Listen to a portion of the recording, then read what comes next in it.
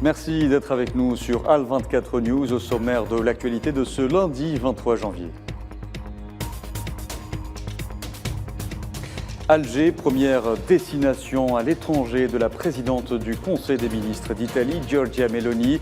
À la tête d'une importante délégation ministérielle, la nouvelle chef de l'exécutif italien vient d'être reçue par le président algérien Abdelmadjid Tebboune.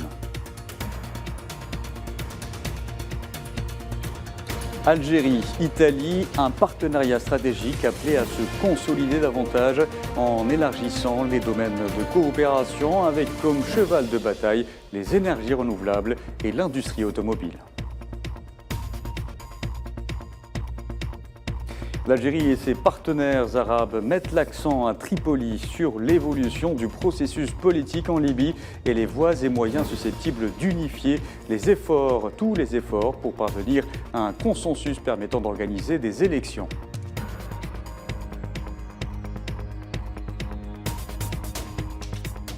Et puis le président français Emmanuel Macron réagit à la demande du Burkina Faso sur le départ des troupes françaises de son sol d'ici un mois en demandant des clarifications.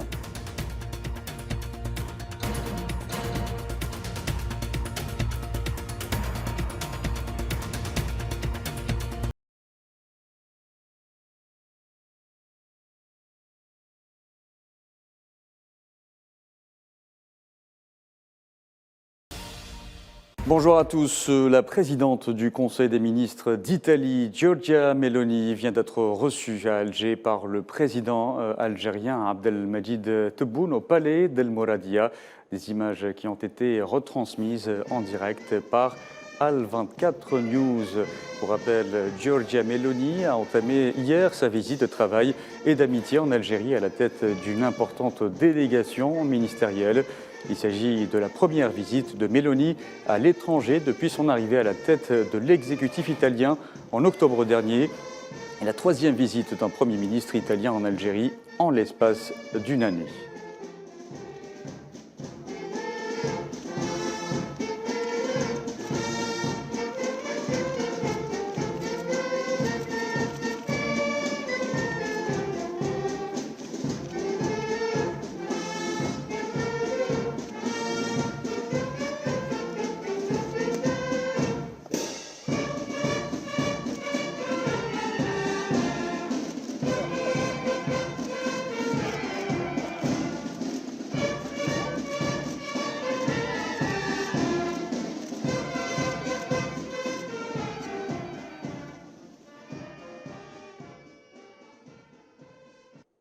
Voilà, donc vous venez de voir ces images qui nous parvenaient du palais d'El Mouradia et qui ont été retransmises en direct par Al24 News concernant la réception de la chef de l'exécutif italien par le président algérien Abdelmadjid Tebboune. Et ce premier déplacement à l'étranger de la présidente du Conseil des ministres d'Italie vient confirmer les relations séculaires solides qu'entretiennent Alger et Rome, un partenariat hissé au rang de stratégique et appelé à se consolider davantage en incluant divers secteurs. Mohamed Wali Ben Chaban.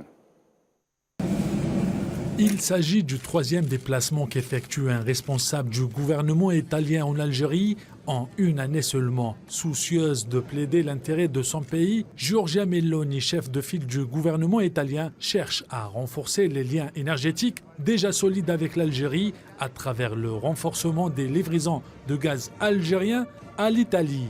Les intentions de Meloni sont très claires de poursuivre le parcours de son prédécesseur Mario Draghi, lequel a contribué à la signature d'un contrat de 4 milliards de dollars qui sécurise les approvisionnements énergétiques de l'Italie avec 9 milliards de mètres cubes supplémentaires d'ici 2024.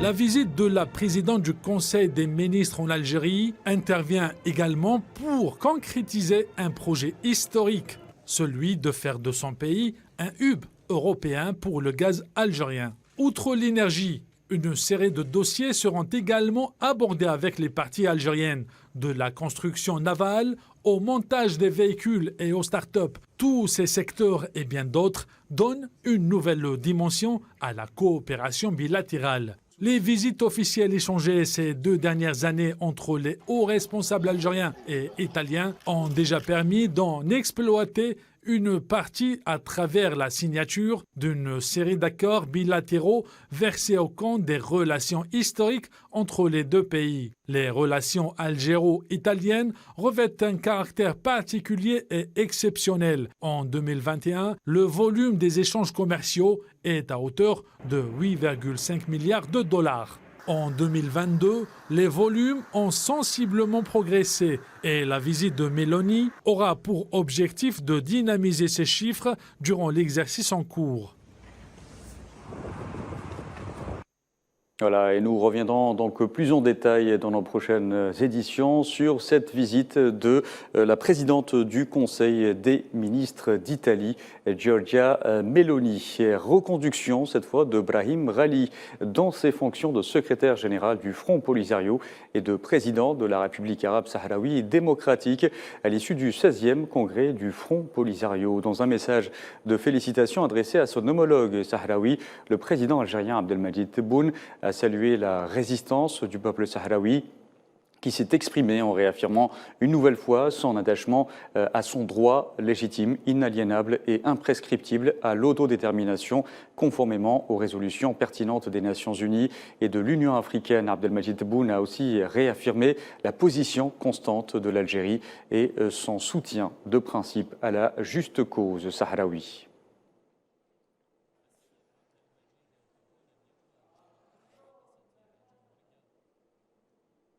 À noter que les travaux du 16e congrès du Front Polisario ont pris fin hier à Dakhla, dans les camps de réfugiés sahraouis. L'occasion pour le secrétaire général du Front Polisario de réaffirmer la volonté de poursuivre la lutte armée contre l'occupant marocain, affirmant que 2023 était l'année du parachèvement du processus pour l'autodétermination du peuple sahraoui. Je vous en parlais en titre également. Les moyens pour parvenir à une sortie de crise en Libye ont été débattus hier à Tripoli lors d'une réunion de concertation des ministres arabes des Affaires étrangères, dont l'Algérien Ramtan Lamamra.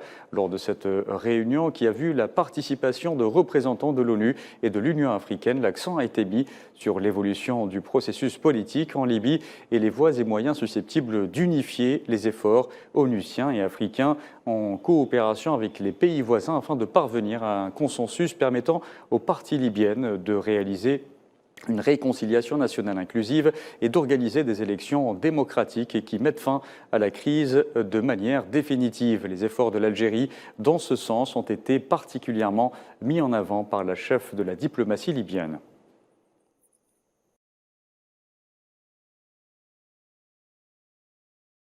D'abord, je salue et remercie l'Algérie pour son rôle responsable et respecté qu'elle continue à assumer en tant que président du Conseil de la Ligue des États arabes et pour ses perpétuels efforts pour assumer le rôle qui lui sied et qui sied à son histoire. Aujourd'hui, je réitère l'engagement de notre gouvernement pour l'organisation d'élections en Libye selon la volonté de plus de 2 500 000 électeurs libyens qui ont reçu leurs cartes électorales. En novembre dernier, le gouvernement a tenu un briefing à Tripoli sur l'opération électorale en présence des ambassadeurs des pays partenaires de la stabilité en Libye. Le gouvernement réitère ses engagements à mettre fin aux périodes de transition et préserver la stabilité en Libye et ainsi éviter son enlisement dans le chaos qui pourrait déstabiliser les pays de la région arabe, africain, mais aussi européen.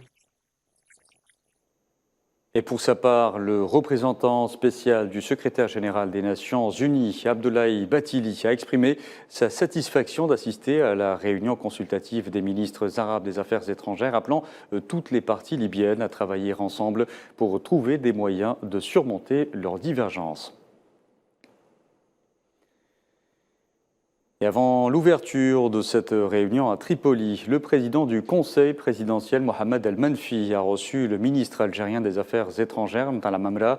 Ce dernier a transmis un message du président Tebboune dans lequel il a réitéré son engagement en sa qualité de président en exercice du sommet arabe, à œuvrer au renforcement de la solidarité avec la Libye et à contribuer aux efforts visant à permettre aux parties libyennes de parvenir à une solution pacifique, à même de mettre fin à la crise actuelle et garantir le rétablissement de la place de ce pays frère et voisin au plan régional et international. Cette fois, c'est officiel, le Burkina Faso a demandé le départ des troupes françaises de son sol d'ici un mois. Ainsi, Ouagadougou dénonce et met fin dans son entièreté l'accord du 17 décembre 2018 relatif au statut des forces armées françaises intervenant dans le pays. Sofiane Baroudi. Le torchon avait fini de brûler pour se consumer totalement entre Paris et Ouagadougou. Le Burkina Faso donne un mois aux troupes françaises pour ranger leur matériel de guerre et quitter le pays. Précisons que sur fond de combat pour la souveraineté, la notification ne concerne que les accords militaires. Les autres relations sont naturellement maintenues. On sentait depuis quelque temps la tension monter autour du président de la transition, Ibrahim Traoré, à l'endroit de Paris. Ce dernier, d'ailleurs, ne s'en cachait pas. La France se préparait à redéployer ses forces spéciales dans le sud du Niger, rejoignant les 2000 militaires français sur place. L'ex-puissance coloniale contestée au Burkina Faso, même au niveau de la rue. Plusieurs manifestations ont eu lieu, à l'instar de celle de vendredi dernier. Paris, avec comme mesure restrictive, durci les conditions d'obtention des visas. La réponse ne s'est pas fait attendre. Ouagadougou a fait de même. Les voix officielles françaises, relayées par les médias, évoquent surtout la volonté de Ouagadougou de diversifier ses partenaires stratégiques. Explication bien limitée. Les forces françaises établies au Sahel, comme au Burkina Faso, à travers la mission Barkhane et la discrète force Sabre, avec ses 400 hommes des forces spéciales, n'avaient plus de mission déterminée. Plus grave encore, la force Sabre, installée, a servi non pas pour combattre le terrorisme, mais surtout, on s'en rappelle, dans l'exfiltration de Blaise Compaoré, qui fuyait une insurrection populaire en octobre 2014. Un épisode qui a laissé des traces. Pourquoi une force censée œuvrer dans l'antiterrorisme vient-elle en aide à un despote, murmurait-on dans les rues de Ouagadougou? Servait-elle à combattre les menaces extrémistes ou à sauver les despotes tout en surveillant les politiques sécuritaires africaines? Mais précisons que le retrait des forces françaises n'est pas comparable à celui de la force Barkhane du Mali. S'il semble procéder de la même logique, il n'aura pas du tout le même impact sur la situation sécuritaire et politique. Sabre intervenait rarement en territoire burkinabé et sa présence très discrète contrastait avec celle plus visible de Barkhane. Reste à savoir où la France va déménager son contingent et quelles seront les implications géopolitiques de cette décision. Le pouvoir burkinabé va-t-il emprunter la voie prise par le gouvernement de transition malien et se tourner à son tour vers la Russie? Les prochains jours nous le dirons. Et dans sa première réaction à cette demande de Ouagadougou, le président français Emmanuel Macron a dit attendre des clarifications de la part du Burkina. Il s'exprimait en marge du 60e anniversaire du traité de l'Élysée. Pour ce qui est des Leclerc, j'ai demandé donc au ministre des Armées d'être clair. J'attends que le président de transition Traoré puisse s'exprimer, parce que j'ai compris que les messages qui étaient sortis à ce stade relevaient d'une grande confusion, celui-ci étant en déplacement hors de la capitale. Donc je pense qu'il faut garder beaucoup de prudence et veiller à ce qui est une spécialité de certains dans la région qui peuvent avoir partie liée au demeurant avec ce que nous vivons en Ukraine, à savoir nos amis russes, ne fassent pas de manipulation. Donc nous attendons des clarifications de la part de M. Traoré sur ce sujet. Élection en Turquie à présent. Le président turc Recep Tayyip Erdogan a confirmé hier la date du 14 mai pour la tenue des présidentielles et des législatives lors d'une rencontre avec la jeunesse à Boussa, à l'ouest, précisant qu'il ne s'agissait pas d'élections anticipées mais d'un ajustement pour tenir compte de la date des examens.